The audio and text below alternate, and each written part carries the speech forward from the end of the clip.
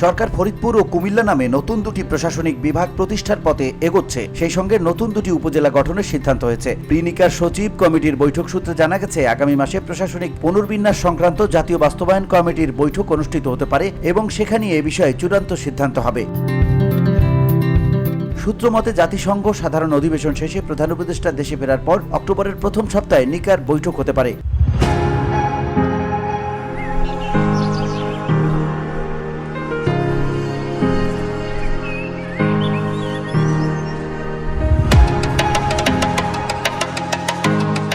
এর আগে গত 8 সেপ্টেম্বর মন্ত্রিপরিষদ সচিব আব্দুর রশিদের সভাপতিত্বে অনুষ্ঠিত প্রি-নিকার বৈঠকে ফরিদপুর ও কুমিল্লা শহরের নামে নতুন দুটি প্রশাসনিক বিভাগ এবং নতুন দুটি উপজেলা গঠনের প্রাথমিক সিদ্ধান্ত হয়।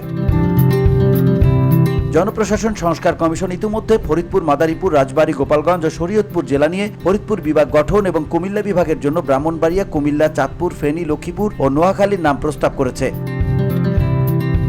এর পাশাপাশি কুমিল্লার মুরাদনগর ও চট্টগ্রামের ফটিকছড়ি উপজেলা ভেঙে নতুন দুটি উপজেলা গঠনের সিদ্ধান্ত হয়েছে। মুরাদনগর উপজেলার বাঙ্গোরা থানাধীন 10টি ইউনিয়ন নিয়ে বাঙ্গোরা উপজেলা এবং ফটিকছড়ি ভেঙে ফটিকছড়ি উত্তর নামে উপজেলা সৃষ্টির খসড়া প্রস্তাব চূড়ান্ত করেছে মন্ত্রিপরিষদ বিভাগ। বর্তমানে মুরাদনগর উপজেলার অধীনে মোট 22টি ইউনিয়ন রয়েছে।